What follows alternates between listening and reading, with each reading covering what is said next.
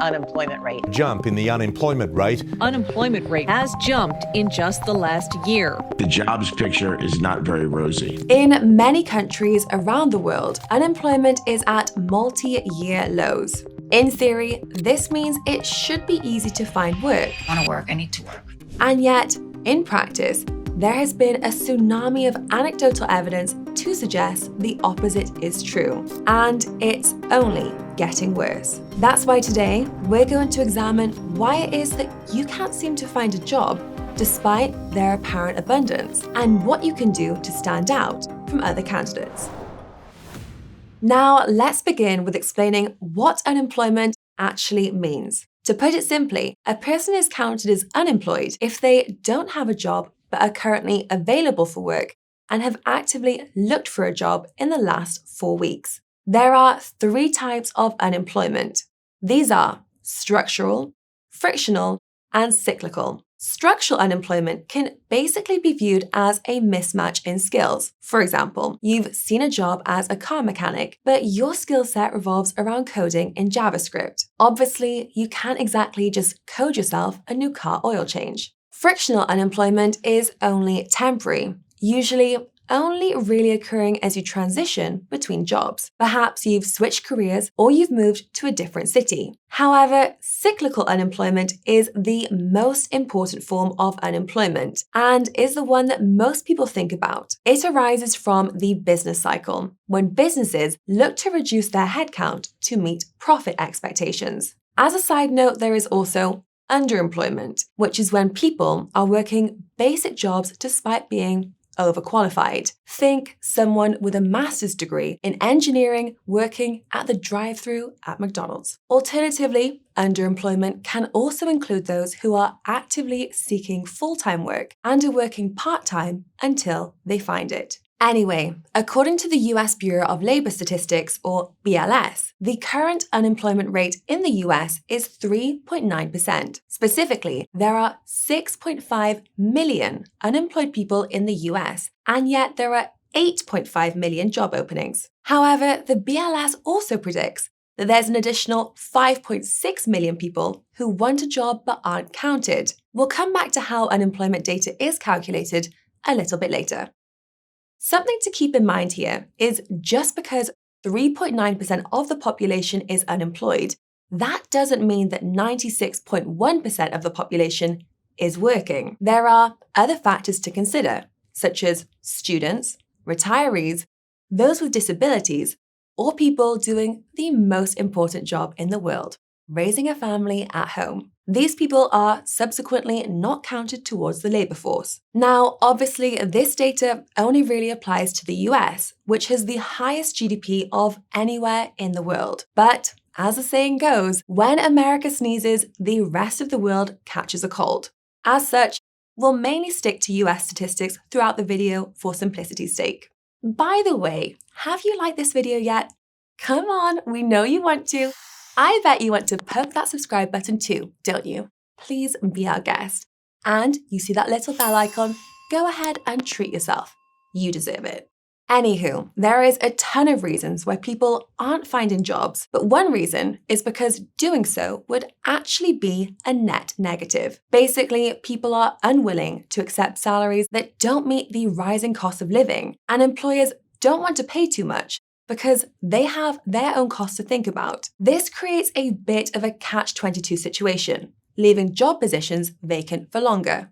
Another reason is because of how competitive the job market has become. This relates to the underemployment factor that we mentioned a moment ago, as people are unable to compete with others who are using their advanced qualifications to fill entry-level positions. This has led to more and more people developing additional skills just to maintain a competitive edge. For example, you could complete a sales training course, attend an AI seminar, or you might even develop your JavaScript skills in an online coding bootcamp, much like our hopeful mechanic friend from earlier. Ironically, many of these people who develop new skills end up choosing to work for themselves instead. Many others, however, will try and use the skills that they've picked up to apply for anything and everything they come across. Only, as you'll see later, this approach doesn't seem to work. We interrupt this programme for an emergency crypto weather forecast. Get ready for a whirlwind of savings. We're seeing a high-pressure sign-up bonus system forming in the northeast, with some exchanges offering up to $60,000. Lush. In the south, we'll be seeing some heavy discounts on hardware wallets, so watch out for those if you're going to be out and about. And then, over in central areas, there's a high chance of trading fee discounts, which should be setting in later on, up to 60% off there. Amazing! For a more comprehensive forecast, visit the Coin Bureau deals page using the link in the description. These deals are red hot, so make sure to take all necessary precautions. That's all for the forecast. Now back to our scheduled programme. Now, this ties into how the unemployment rate is calculated. For reference, the unemployment rate is the percentage of the labour workforce that isn't currently employed. The US Bureau of Labour Statistics releases the highly anticipated unemployment data on the first Friday of every month. The BLS actually has 6 categories for unemployment rates, ranging from U1 to U6. The most commonly cited unemployment rate used by analysts and by media outlets is the U3, the one the general public is the most familiar with. Anyway, according to the BLS, people working on a temporary or part-time basis are considered employed, along with those working full-time. They also include those who've worked at least 15 hours a week unpaid for a family business or on a farm. People who are unable to work aren't counted as unemployed and instead categorized as outside of the labour force. The same applies to people who have been looking for work but have become discouraged by their lack of success in finding any. The BLS adjusts the unemployment rate on a seasonal basis, accounting for predictable variations. These could include a surge in retail employment ahead of a busier Q4 or a slowdown in construction in the same time period. The BLS also provides an unadjusted version of the employment rate for good measure. Now, the employment rate is one of the most watched indicators for economic health, along with GDP and CPI data. That's because of the inverse effect the employment data has on the markets.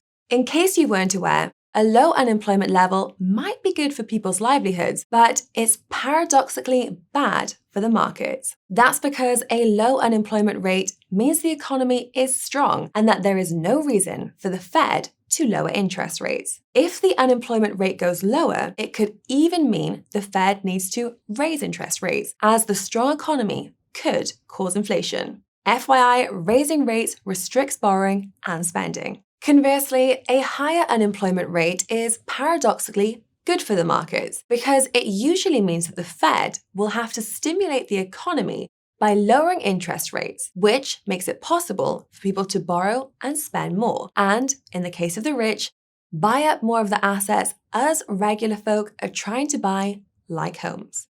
That said, a higher unemployment rate can still be bad for the markets under some conditions. If unemployment starts to rise quickly, then this could mean a recession is coming, and that's bad for the markets, even if the Fed does cut interest rates. Experts generally agree that an unemployment rate of between 3% and 5% is ideal, and the Fed targets 4%, right in the middle. Go figure. Now, in case it wasn't clear enough, the employment rate helps inform the Fed's interest rate policy. That's why analysts and the media will pay close attention to it. However, this is just one piece of the puzzle. That's because the employment rate is one part of the employment situation summary, more commonly referred to as simply the jobs report.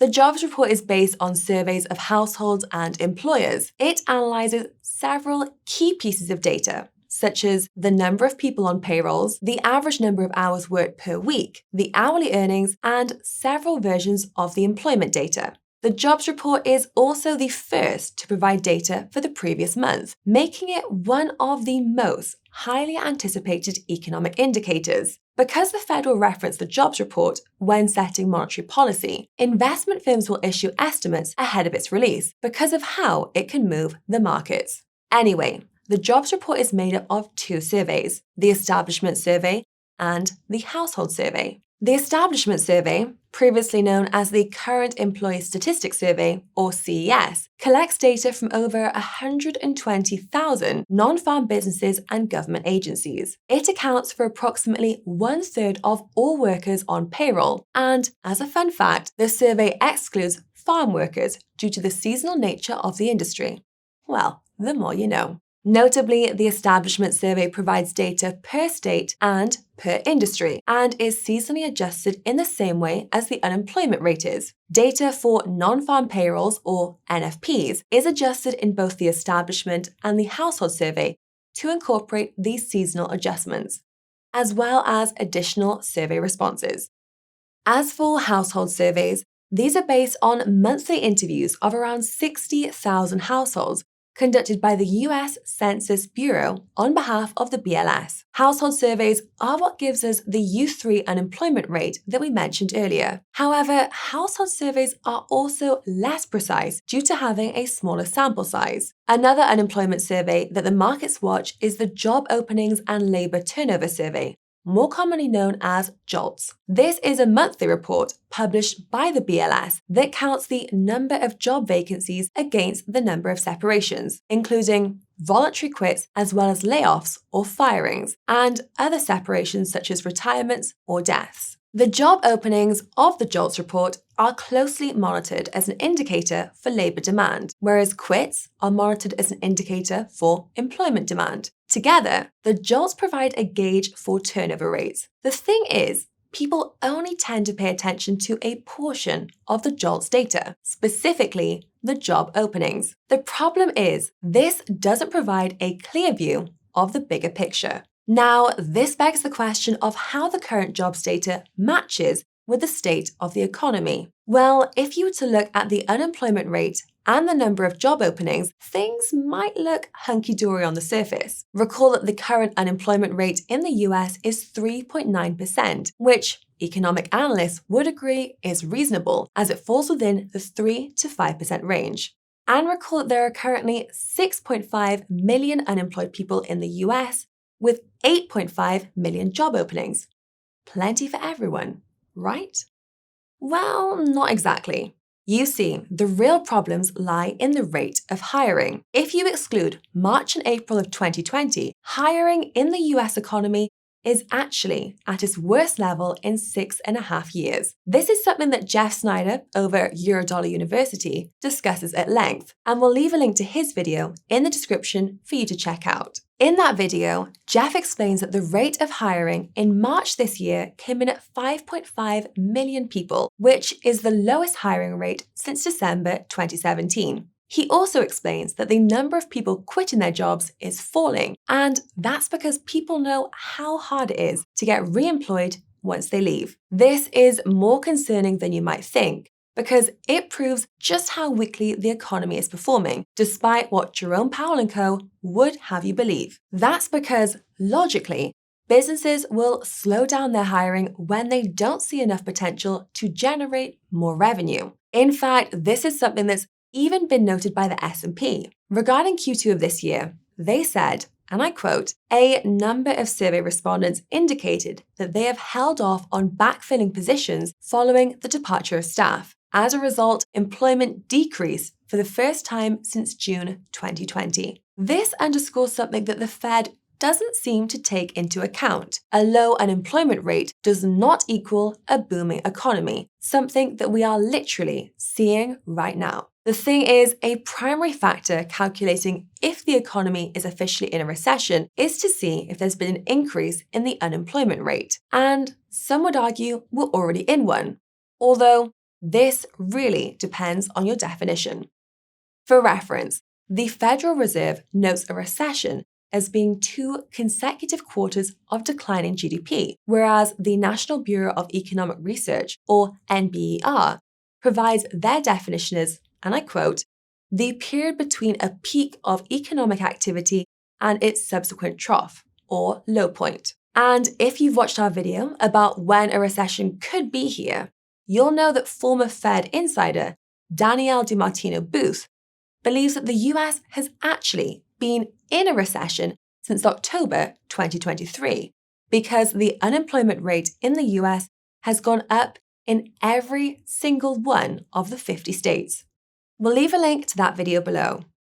There's also an indicator known as the SARM rule. The SARM rule has been able to accurately predict every recession for the last few decades, much sooner than other unemployment data. The SARM rule needs to be above a 0.5 for it to be confirmed a recession. Right now, at the time of me shooting this video, it's sitting at 0.37, but it is slowly rising. Besides the official government data, on-the-ground data suggests that an increasing number of people are relying on their credit cards to buy necessities. Not really what you want in a so-called strong economy. And it's really the tip of the consumer debt iceberg. There are millions of people resorting to using buy now, pay later services on top of their existing debts just to get by. If you watched our recent video on BNPL, you'll know it's a slippery slope that could leave you, the economy, and the markets in a mess. There's a link to that one down below, by the way, guys. But again, there is an apparent abundance of jobs out there. So what gives? As it turns out, there are several reasons why finding a job is more difficult than it seems. The biggest reason is because of what's known as ghost jobs. No, these aren't jobs where you get paid to call yourself Casper, wear a bedsheet, and chase after your neighbors. As fun as that might sound.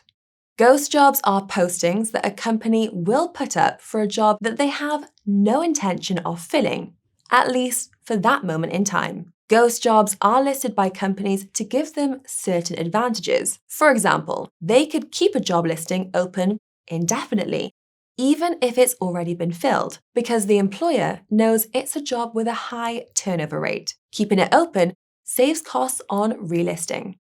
Ghost jobs also allow businesses to attract top talent for the role. Basically, because so many people out there are desperately looking for work, employers can be more selective in who they're hiring. All the while, companies will build up a database of talent. They can store hundreds, if not thousands, of applicants' data that show all of their skills and experience. That way, when the time does come to fill a particular role, they can simply contact the most desirable candidate. This data also allows companies to scope out the competition because it often includes information about if they've worked at a rival firm and how much they were paid for their time. This allows employers to cut costs by finding people who will accept the lowest pay. Companies exploiting this system can hold off to find the perfect candidate. If they can't, they can just keep updating the current staff that there'll be a new team member as soon as the right one comes along.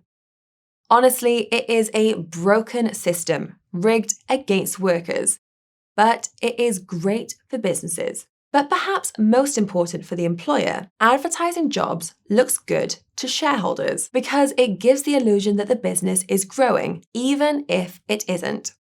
Rather than seeing that businesses is struggling and selling stocks as a result, this apparent growth could actually help bring in even more investors. However, ghost jobs aren't the only thing making it difficult to find employment. Consider this. You can now upload a resume to a site like Indeed or LinkedIn and spam applications across thousands of positions at once. Well, so can everyone else. This means that employers are hit with thousands of resumes at once, and nobody in the world will have time to go through all of them. Thankfully, for the employer at least, there are now AI tools that can filter through all of these applications to whittle that number down.